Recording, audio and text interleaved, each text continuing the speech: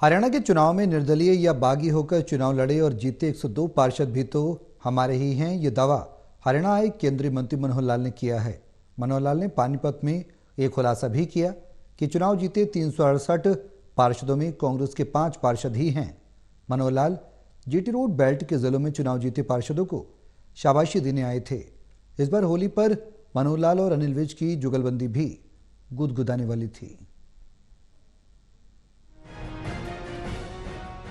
केंद्रीय मंत्री मनोहर लाल ज्यादा वक्त अब भले ही दिल्ली में रहते हों, क्योंकि अब वो केंद्रीय मंत्री हैं, पर हरियाणा पर भी उनकी पूरी नजर है। यही वजह है कि निकाय चुनाव के नतीजों के अगले ही दिन वो सोनीपत, पानीपत और करनाल पहुंचे, अंबाला तक गए, जहां इस बार सीनियर कैबिनेट मंत्री अनिल विज ने मनोहर लाल का भव्य स्वागत किया।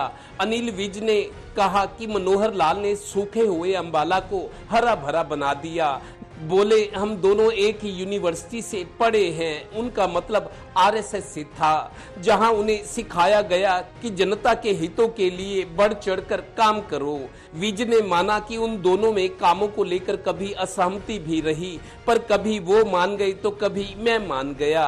बहरहाल प्रदेश में अब भी अपना दखल रखने वाले मनोहर लाल ने खुलासा किया कि निकाय चुनाव में 102 पार्षद ऐसे बने हैं जिनको पार्टी ने सिंबल या सहमति नहीं दी थी, पर वो चुनाव लड़े और जीते हैं। वो भी अब हमारे ही हैं।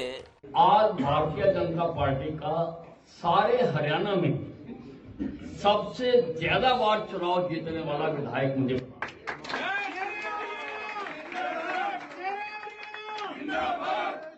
मनोहर लाल जी के मुख्यमंत्री रहते, इनके सहयोग से हमने अंबाला छावनी का भी और सारे प्रदेश का भी काम करने की कोशिश की है। 102 इंडिपेंडेंट जिनको सिंबल हमने या तो दिया नहीं या उन्होंने लिया नहीं, या कई जगह पर दोनों तीनों कार्यकर्ता अपने थे, आप उसमें भिड़े नहीं, चलो दोनों तीनों लड़ जाओ, जो जीतेगा सो अपना। तो 102 ऐसे लोग हैं जो स्वाभाविक रूप से हमारे साथ आएंगे ही, हम कोई लालच नहीं देंगे।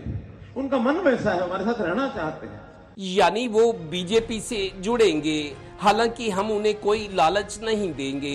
मनोहर लाल ने ये भी दावा किया कि जो 368 पार्षद चुनकर आए हैं, उनमें कांग्रेस के सिर्फ 5 ही हैं।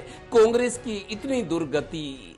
सिर्फ और सिर्फ 368 में से 5 पार्षद कांग्रेस के जीते हैं। 5 पार्षद, सिर्फ 5, और वो 5 भी पार्षद ही हैं। अब वो नगर निगम में है कि नगर पार्षद उसमें नगर परिषद में है, ये तो नहीं मेरे पास ध्यान में। गौरतलब है कि हरियाणा में निकाय चुनाव की एक खास बात ये भी रही कि कैथल जिले में पुंडरी, कलायत और सीवन तीनों जगह निर्दलीय चेयरमैन और चेयरपर्सन बने हैं। यहाँ बीजेपी का जादू नहीं चला। इन 3 निकायों में बीजेपी 2 जगह पर दूसरे नंबर पर तो सीवन में तीसरे नंबर पर रही। लिहाजा अब जीते हुए पार्षदों की नजर पदों पर है। मेयर और चेयरमैन के डायरेक्ट चुनाव हुए हैं, ये भी चुनकर सामने आ गए। अब सीनियर डिप्टी मेयर और डिप्टी मेयर और वाइस प्रेसिडेंट्स के पदों के लिए लॉबिंग, पैरवी और जोड़ तोड़ होंगे। जिलों में निकायों के चुनाव जीत कर आए यही नेता अब आगे चलकर विधायक और सांसदों के लिए अपने अपने क्षेत्रों से वोट जुटाएंगे। सहयोगी श्रीनिवास और डिम्पी मल्होत्रा के साथ वेंद्र Kathoria, total news, Panipat bureau.